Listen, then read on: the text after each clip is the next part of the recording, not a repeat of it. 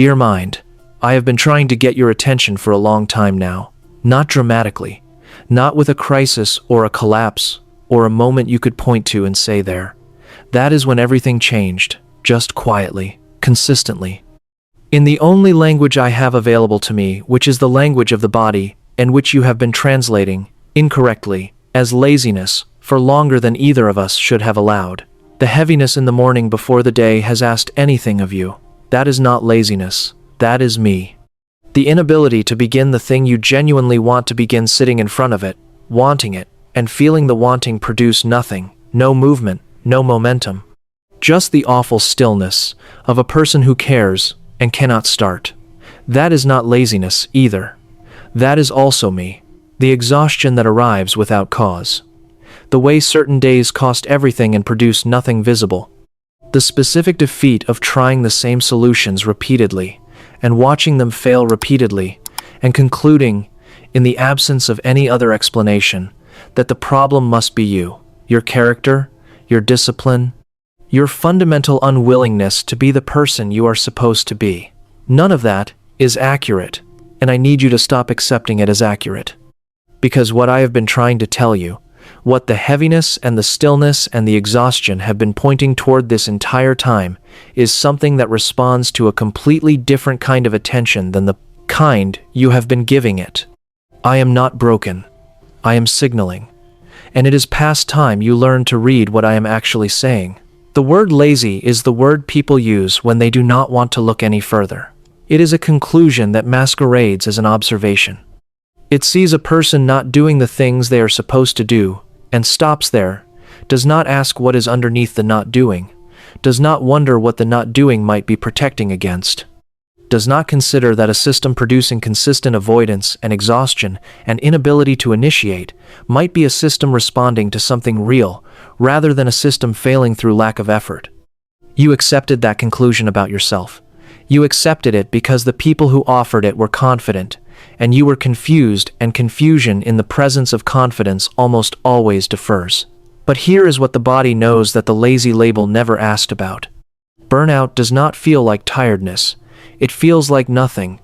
A specific motivational silence, where the normal forward pull of things used to be, where you used to feel the gentle draw of tomorrow, and now feel only the flatness of a system that has been spending more than it has been given for.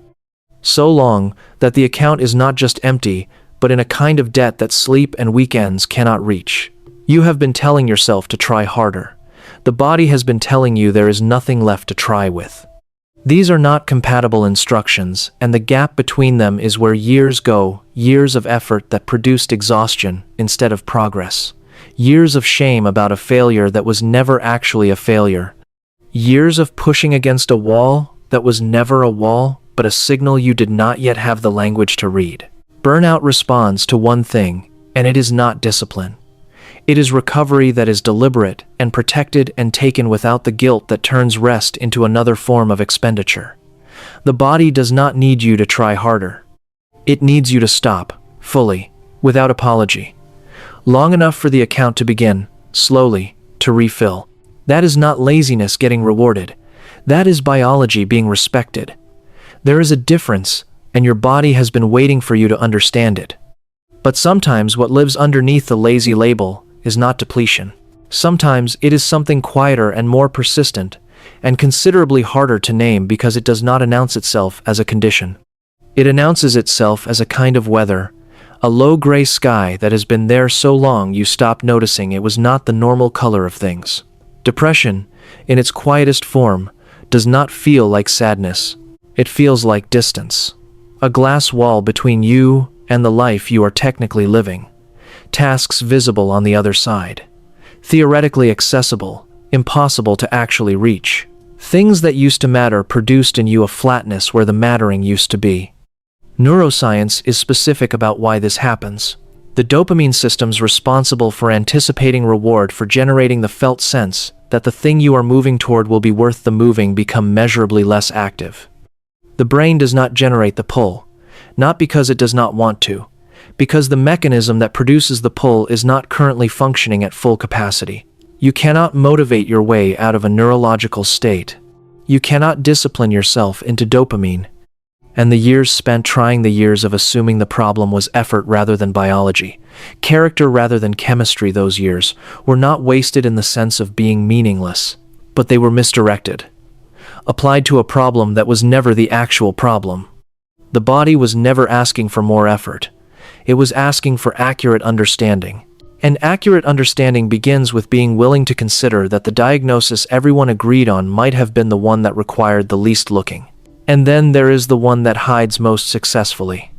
The one that spent decades in your library, filed under personality, quirk, and character flaw, and just the way I am, and only recently began to be understood as what it actually is. ADHD in adults does not look like a child who cannot sit still. It looks like a person who can spend 4 hours absorbed in something genuinely interesting and cannot spend 4 minutes initiating something routine. It looks like a desk covered in unfinished things, not because the person does not care, but because the neurological bridge between intention and action, the internal mechanism that most people cross automatically and invisibly every single time they begin something, is a bridge. This person has to build manually, every time, for every task, while everyone around them crosses theirs without noticing it exists. The exhaustion of that is enormous and almost entirely invisible. Because from the outside it looks like someone who tries inconsistently, who is capable when interested and absent when not, who could do it if they really wanted to, and since they sometimes can, the times they cannot must be a choice. It is not a choice. It is a neurological difference that has been interpreted as a moral one for the entire length of a person's life. And the accumulated weight of that misinterpretation, the decades of being told you are not trying hard enough, when trying hard is the only thing you have ever known how to do, sits in the body as a specific kind of exhaustion that looks, from the outside, exactly like the thing that caused it: lazy. If this is landing somewhere specific in you, if something in these words has found a place that recognition rather than information feels like the right word for, please take 1 second and like this video right now. It helps this reach someone else who has been carrying the wrong word for too long. And if you want to keep having conversations that finally ask the right questions about what is actually happening in you, subscribe to this channel and turn on the notification bell. This community grows one person at a time, and every subscription makes this work possible. Here is what anxiety looks like when it is wearing the lazy label. It looks like a person who cannot start, not because they do not want to, because somewhere between wanting and beginning, the brain has registered the task as a threat, not consciously, not dramatically, but in the ancient wordless part of the nervous system that does not distinguish between genuine danger and a deadline, between physical threat and the fear of doing something imperfectly and being seen doing it imperfectly and being defined by that imperfection forever. The freeze that follows is not a decision. It is a protection response.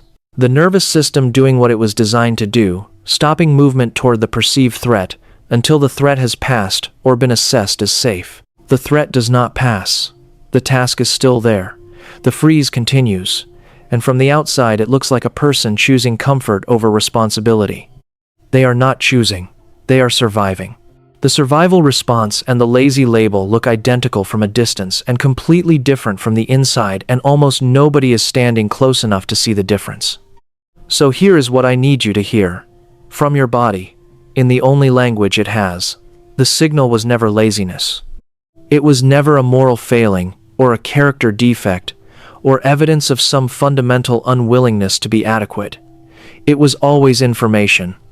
Specific, consistent, patiently repeated information about a system that needed something other than what it was being given, something other than more shame, more pressure, more instructions to simply be different through the force of deciding to be different. The body does not malfunction randomly. When it produces the same signal repeatedly, it is because the signal has not yet been received accurately. You have been receiving it as laziness for years. What if you received it as a question instead? Not what is wrong with me? That question has already cost you enough. What is my body actually trying to tell me? And have I ever been still enough and honest enough and gentle enough with myself to actually listen for the answer?